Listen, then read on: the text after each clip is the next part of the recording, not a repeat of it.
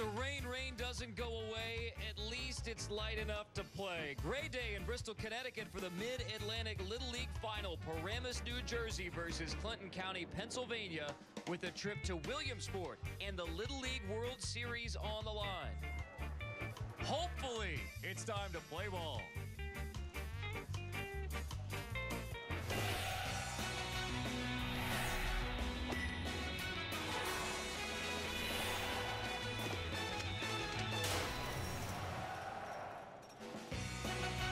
Welcome once again to the Little League World Series presented by Kellogg's Frosted Flakes from Greenfield in Bristol, Connecticut, where the rain slickers, the umbrellas are out, hopefully baseball, and hopefully we can get all 6 innings in again. I'm Carter Blackburn with former big league catcher Paul LaDuca.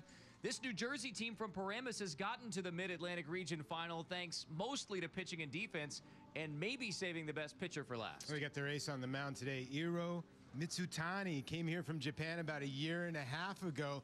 Talked to a lot of coaches, Carter. We've been here for almost a week now, and every one of these coaches said that he might be the best pitcher, not thrower, pitcher in this tournament. And New Jersey will need a good effort from Mizutani today because they go up against a Pennsylvania team who has been dominant in Bristol. Yeah, you look at every offensive category or any pitching category, they are definitely on top. They've been playing together since they're 7 years old, so-called the Core 6. It really truly is maybe the Smurfs against Goliath today. Well, let's meet those Smurfs from Paramus, New Jersey in their dormitory. In the field first, it'll be Alex Garbrick on the mound for Clinton County, PA. Yeah, Alex has had 5 innings here at the Mid-Atlantic Regional and has struck out 10 batters, only given up 1 earned run, just like the rest of this Keystone pitching staff with a .83 team ERA. Garbrick first pitch in there for a strike. Self-proclaimed Smurfs because the size of most of this New Jersey team, and especially pitching today. Yeah, in the first inning against Newark, they made a couple really good plays when Newark loaded the bases to get out of that inning. Talon Falls makes a terrific play at shortstop, backing up. Hit to the outfield that skims across that grass, and we get a lot of wetness on the baseball as well. So it's been a steady drizzle since we've been here. Forget about the fast food, the pizza, mom's meatballs. Well done, Michael. Down on strike. Let's hit it. Iro Mizutani on the mound for Paramus, New Jersey. And as you explained, Paul, all the coaches around Bristol said Mizutani, a terrific pitcher on the mound at this level. He's sort of the X factor here and has a little hesitation. He will pause when he goes back. He can pause when he comes up, typical of a Japanese pitcher as well. And even at this level, his fastball can be a little sneaky, sort of lulling you to sleep a little bit. Every Japanese player that I've ever faced in my career was a kind of guy that the baseball got on you in a hurry because they lull you to sleep. Pennsylvania beat New Jersey 8-4 in pool play. Mizutani strikes out Brandon Miller. In general, is timing. You have to see the ball, obviously, to hit it. But when you have that little hesitation, you're not used to it, the timing could get you off a little bit and keep you off balance. You see Mizutani use a little bit of funk, as most of the hitters would call it. Full count pitch to Falls, strike 3. 1-2-3, bottom of the first. Scoreless after 1 in rainy Connecticut. Paper, says Bill. The kind that comes on a roll. That's why he was kind of laughing. That is a fair ball. The catcher, Wyatt Cook.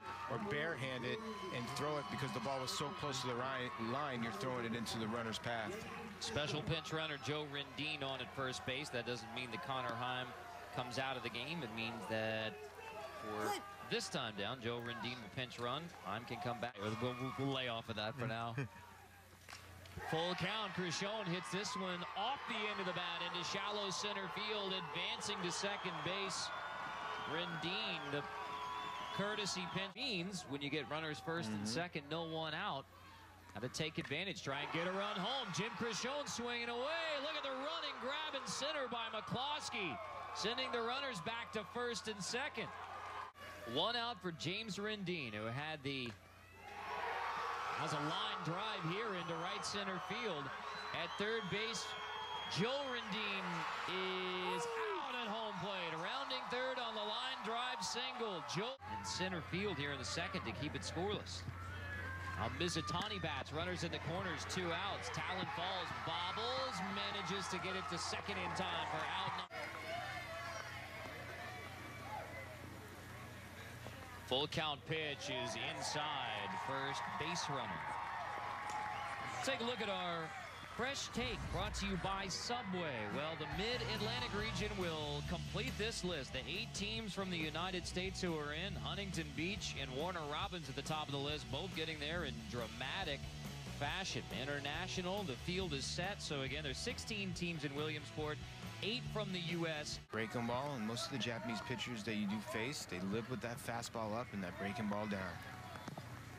There's the fastball up. Reader swings through it.